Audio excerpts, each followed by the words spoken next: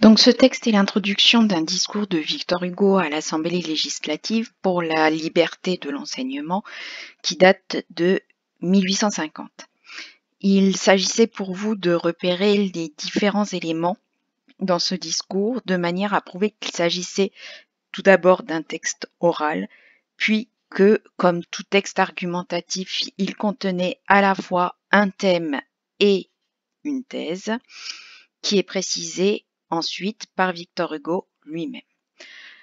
Donc, il s'agit d'un texte oral car, dans un premier temps, il va apostropher les autres députés pour les interpeller et attirer leur attention. On voit également, entre parenthèses, des retranscriptions des réactions des autres députés face à son discours. Ces éléments ont été en fait ajoutés par le secrétaire de séance. Et ensuite, le « je reprends » nous montre aussi qu'il fait des pauses pour attendre l'attention de son public. Il introduit le sujet ensuite ou thème dès la deuxième phrase en restant extrêmement général avec l'emploi de deux mots qui sont question et enseignement pour, encore une fois, attirer l'attention des députés. Mais il va tout de suite préciser le thème en annonçant sa thèse, c'est-à-dire la position qu'il va défendre, c'est-à-dire que l'instruction doit être gratuite et obligatoire, c'est le « et » qui est important pour lui.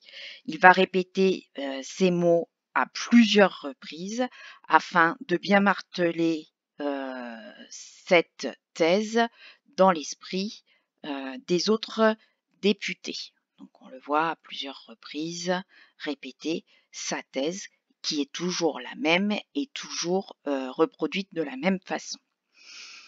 Il va ensuite préciser sa thèse en indiquant quelle est sa vision de l'instruction gratuite et obligatoire et montrer qu'il s'agit d'un devoir que l'État a vis-à-vis des citoyens. On le voit ici, un grandiose enseignement public donné et réglé par l'État. Cette fois-ci, il martèle l'idée en multipliant des phrases qui vont avoir le même sens, mais qui vont être tournées de différentes manières.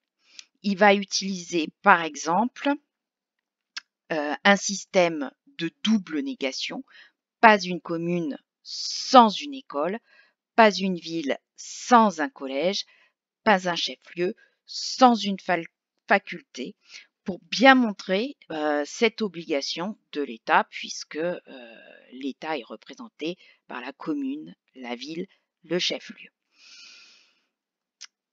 Puis, il va utiliser une énumération des possibilités de lieux d'instruction, c'est-à-dire lycée, gymnase, collège, chaire, bibliothèque.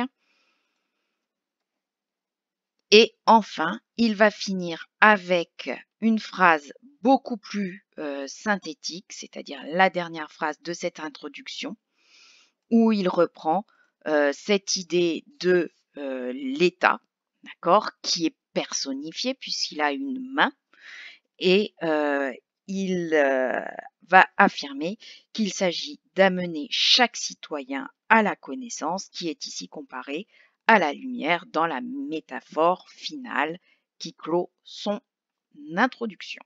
Voilà.